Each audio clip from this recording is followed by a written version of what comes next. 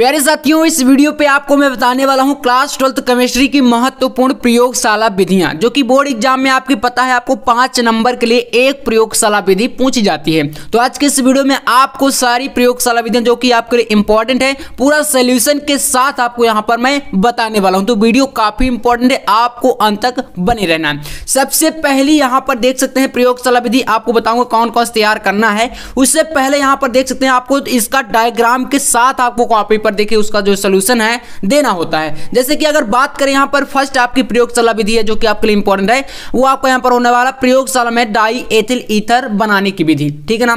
ये काफी इंपॉर्टेंट है, इसका डायग्राम भी है। इसी प्रकार से सारी प्रयोगशाला विधियों को आपको मैं चित्र के साथ समझाने वाला हूं, ठीक है ना। तो इस प्रकार से देख सकते हैं डायग्राम इसका बनाना है। अब इसका सबसे पहले कोई भी प्रयोगशाला विधि आप लिखेंगे उसमें आपको जो है प्रोसेस जरूर बता देना शुरू में, ठीक है, कि आखिरकार इसका निर्माण होता कैसे है।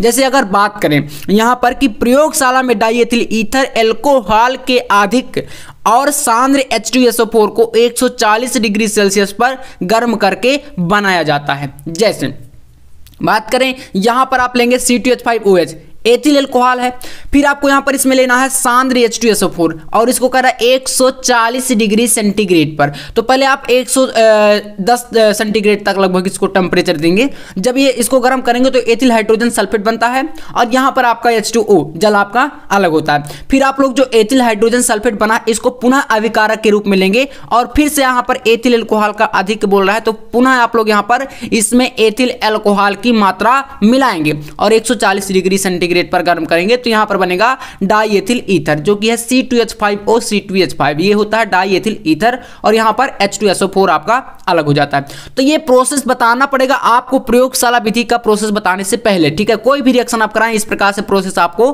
कराना है, मैं आपको बताऊंगा भी अभी। तो यहां पर अब देखिए विधि को समझिए, ये विधि कैसी होती है, क्योंकि डायग्राम आपके लिए इंपॉर्टेंट है तो ये प्रोसेस आपको बताना पड़ेगा। इसमें विधि है कि इसमें एक गोल पेंदी फ्लास्क के गोल पेंदी फ्लास्क यहां पर आप देखिए ये डायग्राम है, इसमें ये पूरा स्टैंड लगाया गया है, यहां पर नीचे बर्नर है जो कि गर्म करेगा इसको और ये फ्लास्क है। यहां पर इसमें एक थर्मामीटर लगाया जाता है जो कि इसका टेम्परेचर बताएगा, समझ रहे ना, ताप बताएगा। और इसमें ये कीप है जिसकी सहायता से आप यहां पर इसमें एथिल एल्कोहल मिलाते जाएंगे, अधिक में मतलब जितना जरूरत पड़ेगी उतना हम लोग इसमें मिलाते जाएंगे। और इसमें क्या है अंदर, यहां पर C2H5 और यहां पर H2SO4 का मिश्रण है, ठीक है ना। तो इस प्रकार से प्रोसेस होता है। यहां पर ये अडाप्टर के साथ यहां पर इस जो पात्र है ग्राही में एथिल ईथर आपको यहां पर प्राप्त होता है। जैसे यहां पर इसमें थोड़ा सा देखिए कैसे प्रोसेस काम करता है। देखिए एक गोल पेंदी फ्लास्क में C2H5OH और सांद्र H2SO4 को 2:1 के अनुपात में लेकर उपकरण को चित्रानुसार लगाया जाता है, जो कि ये चित्र है इसके अनुसार लगा दिया जाता है, मैंने आपको बता ही दिया। अब इसके बाद यहां पर है कि फ्लास्क को बालू उष्मक पर, ठीक है ना, 140 से 145 डिग्री सेल्सियस पर गर्म करते हैं। ये बालू उष्मक यहां पर रहेगा एक, ठीक है ना, इसमें बालू उष्मक आप बना लीजिएगा ऐसे। तो इसमें क्या है, यहां पर ये बर्नर जो है इसके ऊपर रखा है, सॉरी फ्लास्क और बर्नर इसको गर्म कर रहा है। तो इसका जो टेम्परेचर रहेगा वो 145 से 140 के आसपास रहेगा, ठीक है ना, सेंटीग्रेड में। अब इसके बाद जिसमें ईथर बर्फ के जल में रखे ग्राही पात्र में एकत्र होने लगता है और इस विधि में अविरत ईथरीकरण विधि इस विधि को कहते हैं, क्योंकि इससे लगातार ईथर हम प्राप्त कर सकते हैं। जितना हम लोग एथिल एल्कोहल डालते जाएंगे उतनी ही मात्रा में ईथर बनता जाता है, ठीक है, और यहाँ पर प्राप्त होता है। ये संघनित्र होता है जो कि यहाँ से वो वाष्प यानी कि भाप के रूप में जो ईथर एकत्र होता है वो संघनित्र इसको जो है यहाँ से ठंडा करके जल की बूंदों के रूप में यहाँ पर कन्वर्ट कर देता है, ठीक है। तो ये आपका संघनित्र में यहाँ से जल भेजा जाता है और यहाँ से जल आपका वही निकल जाता है। तो इस पाइप को क्या करता है, वो ठंडा करता है, संघनित्र का यही कार्य होता है, ठीक है ना। तो इस प्रकार से विधि होती है। और यहाँ पर देख सकते हैं क्योंकि एथिल अल्कोहल और सल्फ्यूरिक अम्ल के गर्म मिश्रण में एथिल अल्कोहल डालकर ईथर लगातार प्राप्त किया जा सकता है, ठीक है, और ये होती है अविरत ईथरीकरण विधि। लेकिन इसके बाद देखिए यहाँ पर इस प्रकार प्राप्त आश्रित ईथर में अल्प मात्रा में H2SO4 एल्कोहल और जल की अशुद्धियां मिली रहती हैं। और उन अशुद्धियों को कैसे दूर किया जाता है, तो पुनः ईथर को कास्टिक सोडा विलयन के साथ धो देते हैं, यानी कि धोने पर ये क्या होता है, निर्जस CaCl2 डालकर उसमें रख देते हैं तो ये हमें शुद्ध ईथर प्राप्त हो जाता है। तो ये देखिए काफी इंपॉर्टेंट है आपके लिए इस बार, और ये ईथर के निर्माण की विधि है। इस प्रकार से पूरा डायग्राम आपको बनाना है और ऐसे ही आपको क्या करना है, विधि को पूरा लिख के आना है। नेक्स्ट प्रयोगशाला विधि आपको कौन सी तैयार करनी है, देखिए तो दूसरी आपको यहां पर तैयार करना है एसीटोन। समझिएगा, एसीटोन बनाने की प्रयोगशाला विधि। तो इसमें देखिए मैंने बताया कि कोई भी प्रयोगशाला विधि आप लिखेंगे उसमें पहले आपको ये प्रोसेस जरूर बता देना। जैसे इसमें अगर बात करिए तो यहाँ पर है कि प्रयोगशाला में निर्जल कैल्शियम एसीटेट के शुष्क आसवन से एसीटोन बनाया जाता है। जैसे यहाँ पर बात करें CH3COO का whole of twice into 2 Ca, ये होता है क्या, कैल्शियम एसीटेट है। कैल्शियम एसीटेट का शुष्क आसवन करेंगे तो एसीटोन बनता है जो कि है CH3CO और CH3। ये कीटोन ग्रुप होता है, आपको पता है क्लास 10th हाइड्रोकार्बन में आपने पढ़ा होगा। तो ये एसीटोन बन गया प्लस यहाँ पर CaCO3, तो ये अलग हो गया। ठीक है, ये विधि बताने के बाद आपको चित्र में देखिए, यहाँ पर चित्र है आपके सामने एसीटोन का निर्माण कैसे होता है। इसमें ये देखिए फ्लास्क नहीं है, रिटार्ट होता है। थोड़ा सा इसमें अगर संरचना में देखें तो फर्क है। ठीक है, तो यहाँ पर तांबे की जाली में ये रिटार्ट रखा रहता है, नीचे बर्नर लगा है और इसमें कैल्शियम एसीटेट भरा हुआ है, क्योंकि कैल्शियम एसीटेट का ही हम लोग शुष्क आसवन करते हैं तो हमें एसीटोन प्राप्त होता है। चलिए आते हैं प्रोसेस पर। यहाँ पर प्रोसेस काफी इंपॉर्टेंट है आपके लिए और प्रयोगशाला विधि में आपको इतना ही लिखा जाता है। ठीक है ना, तो देखिए यहाँ पर विधि है कि धातु या कांच के रिटार्ट में निर्जल कैल्शियम एसीटेट लेकर उपकरण को चित्र के अनुसार व्यवस्थित कर देते हैं। चित्र के अनुसार, चित्र तो आप देख ही पा रहे हैं। ठीक है ना, पूरा का पूरा आपके सामने इस प्रकार से, और स्क्रीनशॉट भी आप ले सकते हैं अगर चाहें तो। ठीक है, चलिए यहाँ पर अब देखिए रिटार्ट को गर्म करने पर एसीटोन की वाष्प बनती है। जब हम लोग यहाँ पर जो कैल्शियम एसीटेट है इसको जब गर्म करते हैं तो यहाँ से क्या बनता है, एसीटोन की भाप बनती है। मैंने बताया ना कि जो संघनित होता है भाप को यहाँ पर जल की बूंदों के रूप में कन्वर्ट करता है, जिससे ये एसीटोन यहाँ पर आपको प्राप्त होगा। नीचे से ठंडा जल इसमें भेजा जाता है, यहाँ से ऊपर से वही जल निकल जाता है जो कि इस पूरे पाइप को ठंडा करता है। ठीक है ना, अब देखिए यहाँ से एसीटोन की जब वाष्प बनती है भाप, जिसे संघनित्र में प्रवाहित करने पर द्रव एसीटोन ग्राही में एकत्र हो जाता है। यहाँ पर देख सकते हैं जल की बूंदों के रूप में, यानी कि द्रव एसीटोन यहाँ पर हमें प्राप्त होता है। अब इसमें नेक्स्ट है देखिए, यह एसीटोन अशुद्ध होता है। जो ये एसीटोन बनता है ये क्या होता है, अशुद्ध होता है, और इसे संतृप्त NaHSO3 विलयन के साथ मिलाकर इसको हिलाने से ये 4 से 5 घंटे के लिए इसको रख दिया जाता है, जिससे हमें एसीटोन सोडियम बाइसल्फाइड के क्रिस्टल बनते हैं। ये प्रोसेस होता है। फिर इसके बाद देखिए इन क्रिस्टलों को पृथक करके इसमें Na2CO2 मिलाकर मिश्रण का आसवन करने पर शुद्ध एसीटोन प्राप्त हो जाता है। तो ये लास्ट का प्रोसेस थोड़ा सा आपको याद करना पड़ेगा। बाकी तो यार चित्र में देखिए कुछ है नहीं, यहाँ पर आपको बहुत ही अच्छे तरीके से मैं आपके लिए देखिए सारी चीजें बहुत अच्छे से एक्सप्लेन करता हूँ। यहाँ पर तांबे की जाली है क्योंकि इसके ऊपर रिटार्ट रखा है, इसमें आपका कैल्शियम एसीटेट है। बर्नर को हम जब यहाँ से इसको गर्म करते हैं तो यहाँ पर एसीटोन की भाप बनती है, और यही भाप आपका यह संघनित इसको जल की बूंदों के रूप में कन्वर्ट करता है, और इस ग्राही पात्र में हमें जल की बूंदों के रूप में द्रव एसीटोन हमें प्राप्त हो जाता है। बस इतना है प्रोसेस, इसके अलावा कुछ भी नहीं है। ठीक है ना, चलिए इसके बाद आपको अगली प्रयोगशाला विधि कौन सी तैयार करनी है, तो ये आपकी है फॉर्मेल्डिहाइड बनाने की।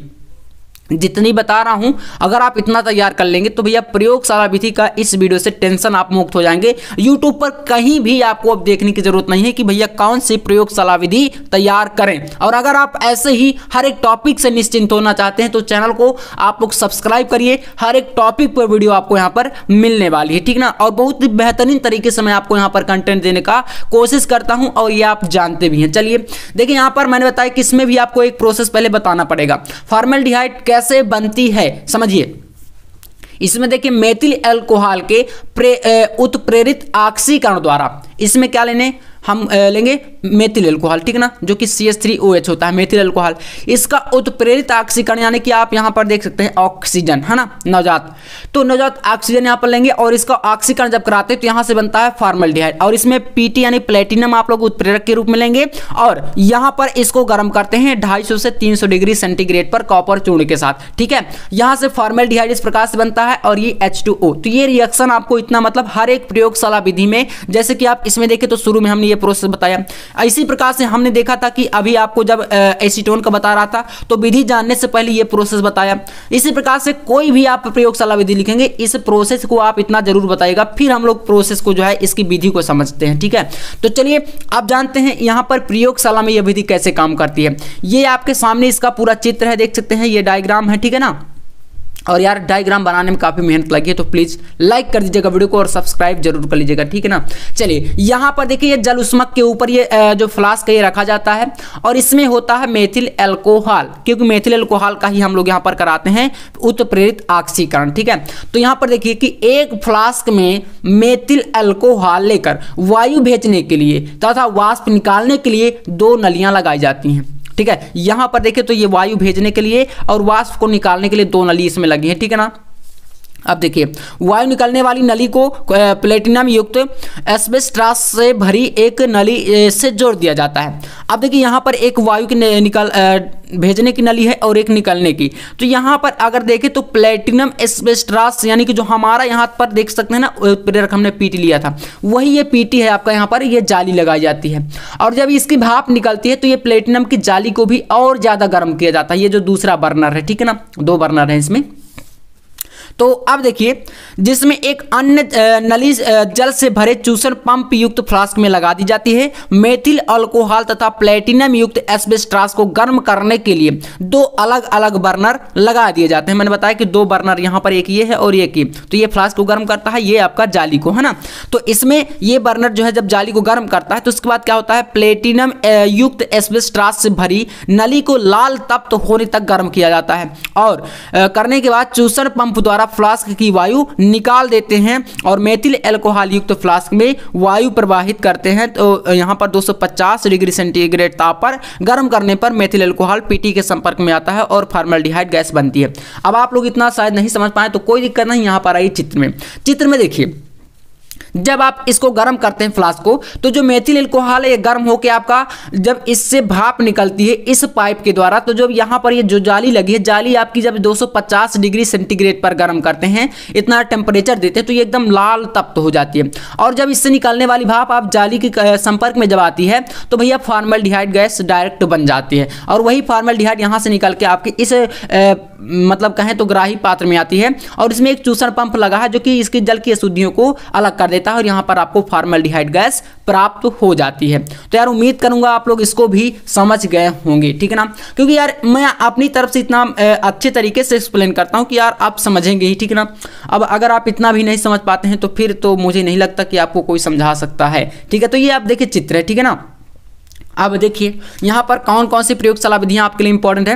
तो पहला आपका एथिल अल्कोहल बनाने की एक हो गया, फिनाल बनाने की विधि हो गई, डाइएथिल ईथर का निर्माण हो गया, एसीटोन का निर्माण हो गया, फार्मिक अम्ल का निर्माण हो गया, फॉर्मल्डिहाइड का, जिसमें से मैंने 3 प्रयोगशाला विधियाँ बताई हैं जो कि आपके लिए वेरी वेरी मोस्ट इंपॉर्टेंट है। इसके अलावा आप ये पूरी बुक में आपकी इतनी प्रयोगशाला विधियाँ हैं 5 नंबर के लिए आती हैं और 5 नंबर में आपको ऐसे ही पूरा चित्र के साथ एक्सप्लेन करना पड़ेगा, तभी आपको मिलेंगे पूरे नंबर, ठीक है ना। तो ऐसे ही आपको तैयार करना है। 3 आपको बता दिया हूं, अगर आप इनमें से और भी चाहते हैं तो आपको मैं बता दूंगा, वैसे 3 में आपका काम हो जाना है, ठीक ना।